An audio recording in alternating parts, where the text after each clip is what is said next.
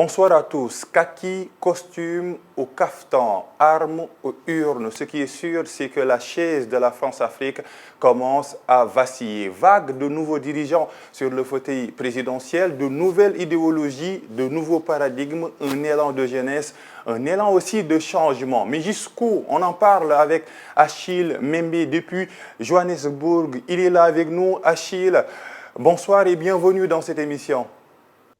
Mais bonsoir et merci de m'avoir invité. Avec l'arrivée de nouveaux dirigeants, de jeunes dirigeants africains, mais vont-ils réécrire l'histoire entre l'Occident et l'Afrique? Sentez-vous cela à travers leur discours, à travers leur idéologie?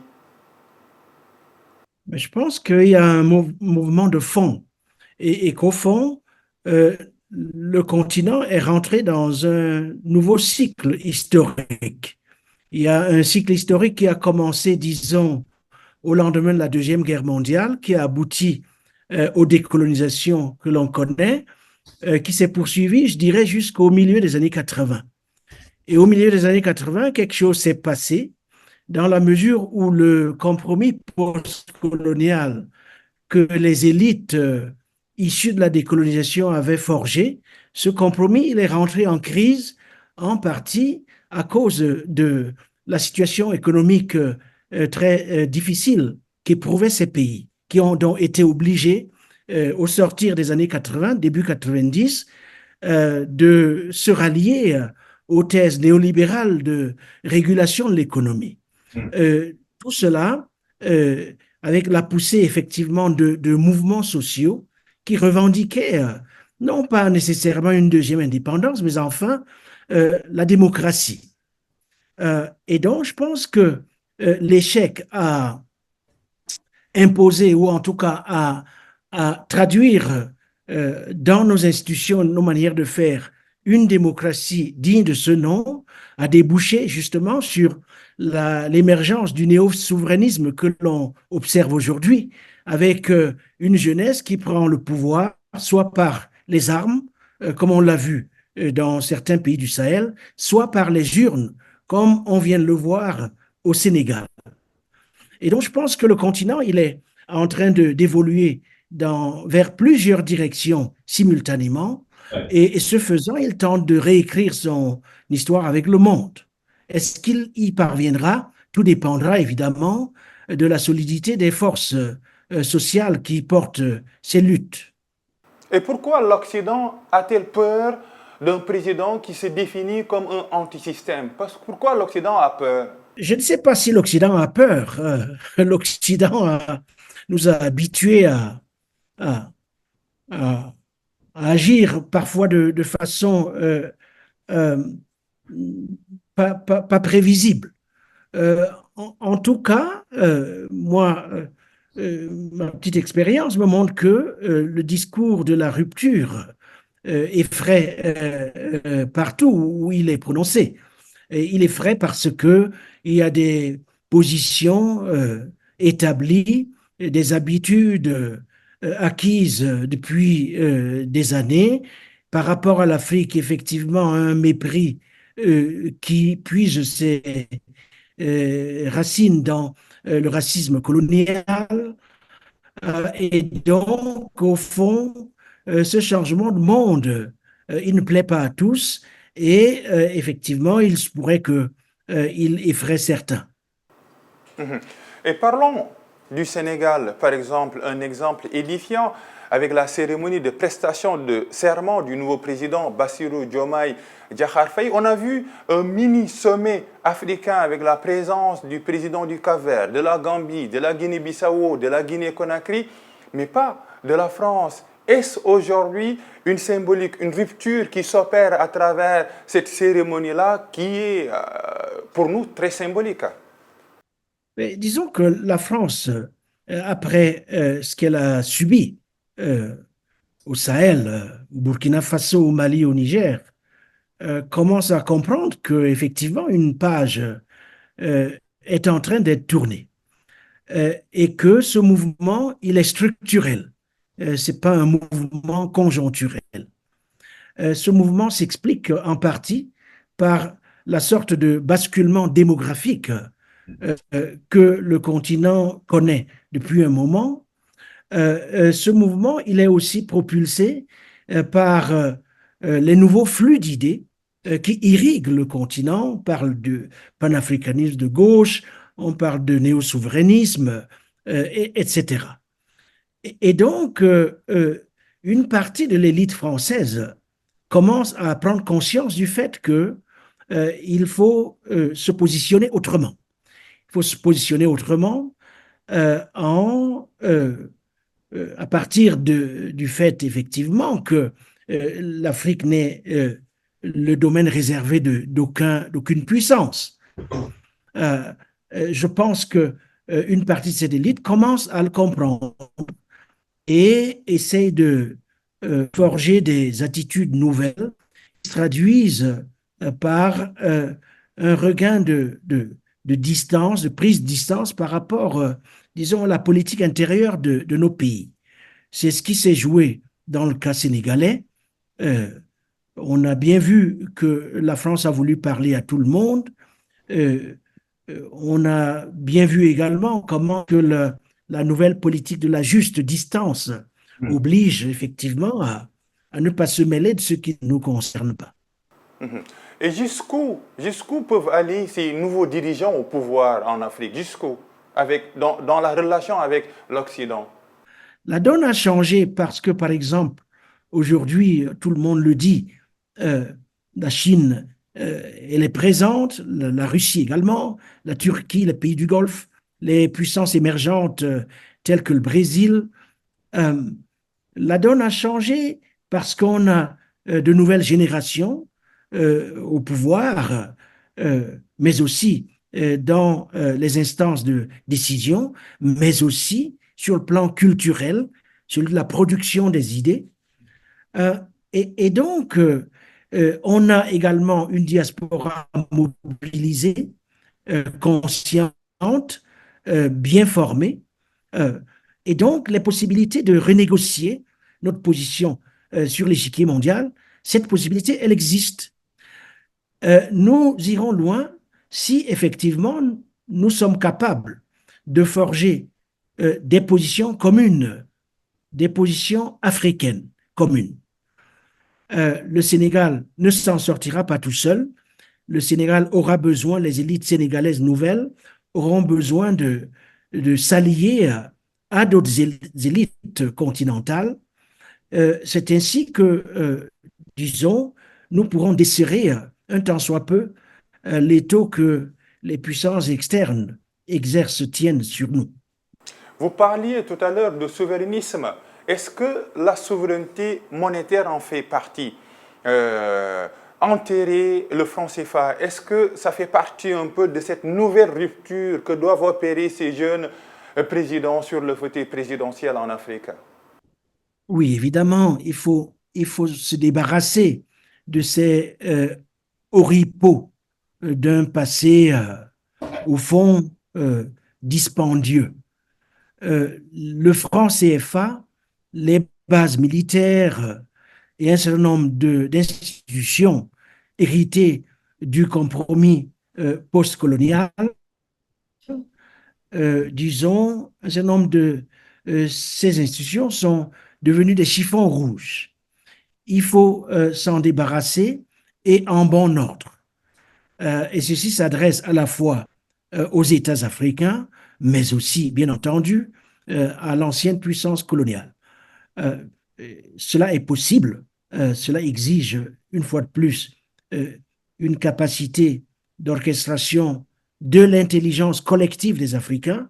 Je pense que le sort des Africains, il est entre leurs mains beaucoup plus qu'on ne le pense. Je pense par exemple qu'aujourd'hui, ni la France, ni les États-Unis, ni la Russie, ni la Chine ne sont capables d'imposer tout seuls leurs lois au continent. Et en fait, moi, ce qui me frappe le plus, c'est effectivement le fait que la plupart de ces acteurs internationaux sont devenus chez nous des acteurs secondaires. Et je pense qu'il est temps que l'intelligentsia africaine, les mouvements sociaux africains partent de ce présupposé, plutôt que de partir sur le fantasme de toute puissance qui, malheureusement, disons, occupe encore une place, à mon avis, démesurée dans nos imaginaires. Mais il faut aussi des institutions fortes comme la CEDEAO, comme l'Union africaine. Il faut des institutions fortes, à commencer par des institutions nationales. On l'a bien vu dans le cas sénégalais, lorsqu'il a fallu respecter le calendrier électoral, lorsqu'il a fallu que les sociétés civiles se lèvent et disent non disons, à un processus qui, au fond, aurait dilué le caractère démocratique de l'État sénégalais. Donc, des institutions fortes au fin d'une culture politique euh, euh, conscientisée, ce qui exige évidemment éducation, formation, etc. Des institutions régionales fortes, et on a besoin d'une réforme fondamentale de la CEDEAO, on a besoin de revitaliser, par exemple, l'UDEAC ou la CEMAC en Afrique centrale, la SADC en Afrique australe. Nous avons besoin de redynamiser fortement l'Union africaine, qui pour le moment fonctionne comme une ONG. L'Afrique a besoin de plus que d'une ONG pour fédérer ses énergies et occuper la place qui nous revient dans la marche du monde. Donc je suis d'accord avec vous, réforme des institutions, solidité des institutions, mais surtout formation et mobilisation de l'intelligence collective au sein de nos mouvements sociaux. Et comment analysez-vous de loin, Achille Membe, l'avènement de jeunes dirigeants comme Ousmane Sonko, Bassirou Diomaye Faye, d'un projet, d'une idéologie comme le PASTEF qui est aujourd'hui au pouvoir? De loin, comment analysez-vous ces prises de pouvoir démocratiques au Sénégal? Mais c'est sans doute l'événement le plus marquant des dernières décennies en Afrique. Et je le dis sans aucune exagération. Je crois que le Sénégal euh, est un pays, et de tous nos pays en Afrique dite francophone, celui où effectivement il y a une culture historique euh, politique qui s'est formée depuis très longtemps et qui représente le meilleur, je pense, de ce que nous aurons produit. Et évidemment, ça ne fait que commencer. Ils ont été investis il y a à peine une semaine.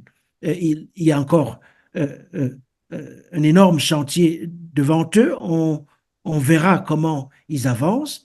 Mais je pense que ce qui s'est passé au Sénégal a une signification continentale.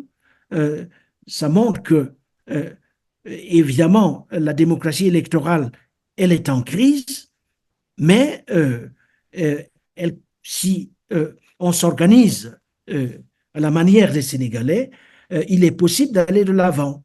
Il est possible de changer le cours de notre histoire.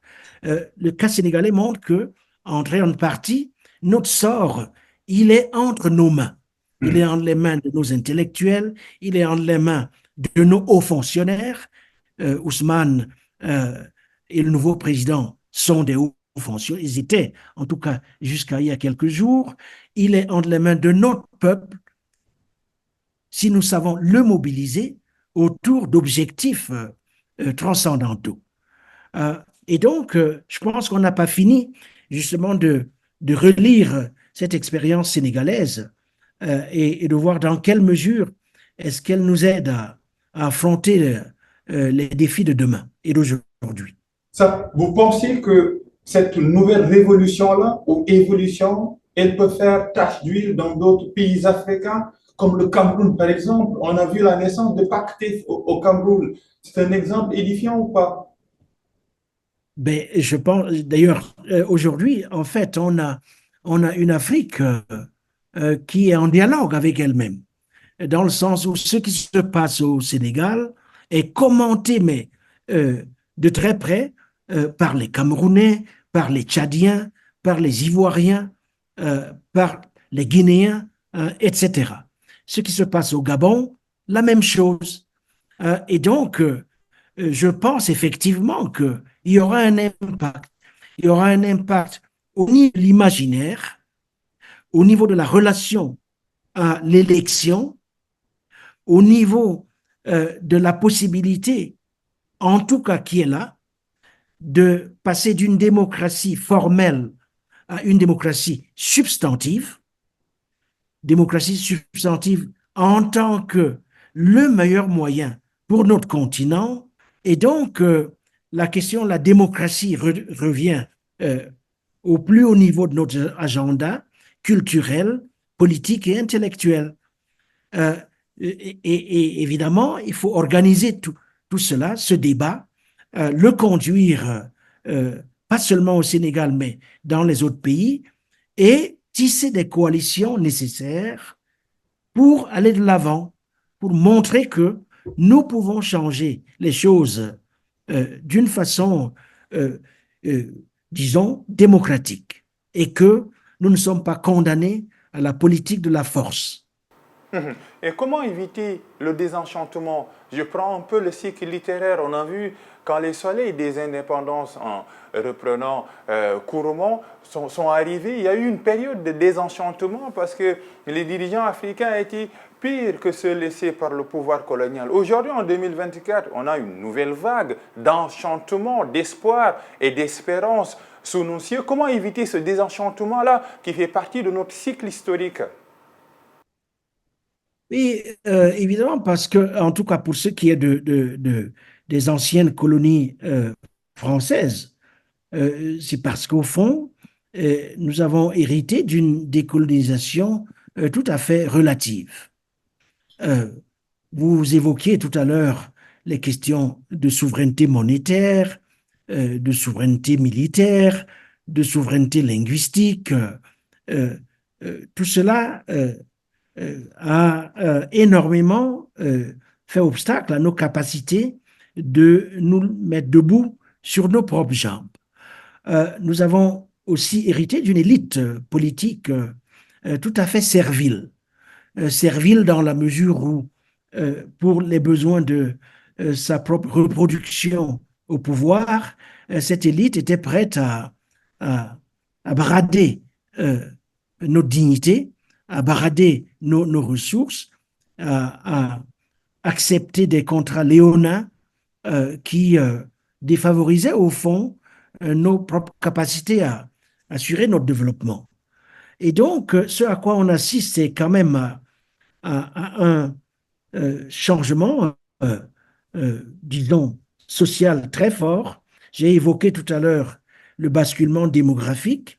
Aujourd'hui, la sorte d'hommes et de femmes qui émergent du continent ou qui redécouvrent le continent par le biais de nos diasporas, c'est une sorte d'homme, je dirais, et de femme d'une autre qualité et d'une autre culture, d'une autre intelligence, qui a une intelligence du monde, de nos possibilités aussi, et qui n'est plus du tout prête à accepter n'importe quoi, et qui veut discuter d'égal à égal avec le reste du monde. Et donc, je pense que cette réaffirmation de notre dignité et de nos capacités, ce mouvement de fond, il faut le soutenir. C'est pour cela que le cas sénégalais soulève tant d'espérance, pas seulement au Sénégal, mais partout en Afrique. Je suis à Johannesburg, on en parle jusqu'ici. Évidemment, la réalité risque d'être autre chose. Ce n'est pas facile, ce ne sera pas du tout facile. Et donc, il faut rester vigilant, rester mobilisé, mais appuyer positivement, disons, ce processus de libération. Parce que c'est en fait de cela qu'il s'agit. Vous êtes historien, vous aviez travaillé sur le rapatriement de l'imaginaire. Aujourd'hui, le président Bassirou Diomaye Diakhar Faye a parlé que aujourd'hui nos élites ne sont plus décomplexées, mais cela commence d'abord par l'école, par les musées, par l'art, par la culture, ce rapatriement de l'imaginaire africain-là. Alors, effectivement, aujourd'hui, on a accès à, il suffit de se promener à Abidjan, à Dakar, à Kinshasa ou à Luanda, dans la rue. Nous sommes connectés au monde. Hmm. En fait, notre connaissance du monde, je parle des jeunes Africains, elle est beaucoup plus élevée que celle des jeunes Américains ou celle de beaucoup de jeunes Européens. Nous connaissons le monde mieux que le monde nous connaît.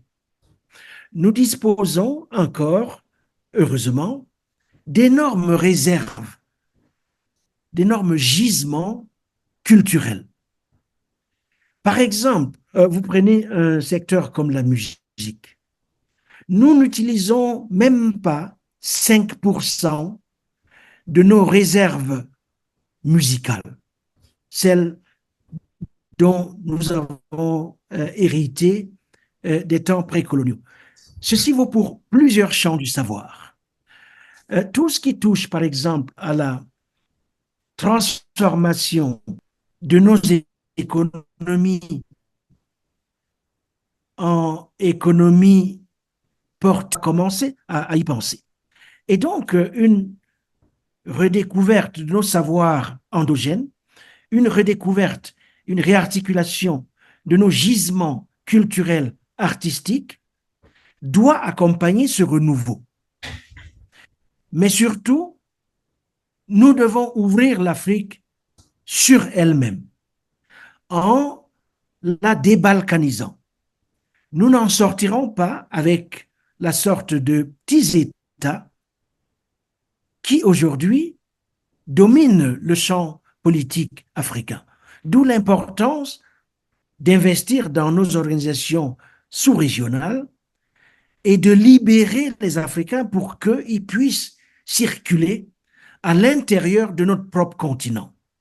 Il faudrait arriver à un point tel que, par exemple, un Sénégalais qui voyage en Afrique du Sud puisse disposer d'un visa à l'entrée à Johannesburg ou au Cap, et vice-versa. Si nous ne le faisons pas, d'autres vont nous imposer de nouvelles frontières qui feront que, au fond, le continent restera balkanisé, euh, euh, morcelé en petits États qui n'ont aucun poids, disons, sur l'échiquier international. La leçon est peut-être bien comprise par le président sénégalais qui a nommé une ministre des Affaires étrangères, mais avec un portefeuille de l'intégration africaine. C'est ça, l'intégration africaine est importante. Mais je l'ai remarqué effectivement. Enfin, je relisais j'étais comme tout le monde. Je voulais savoir qui allait être nommé, qui allait être nommé pour faire quoi. Euh, tout ceci pas par curiosité, mais parce que cela donnait une indication des grandes orientations de ce nouveau gouvernement. Et j'ai été frappé justement par cette formulation ministre de l'intégration africaine et Des Affaires étrangères, oui. je crois que tout à fait.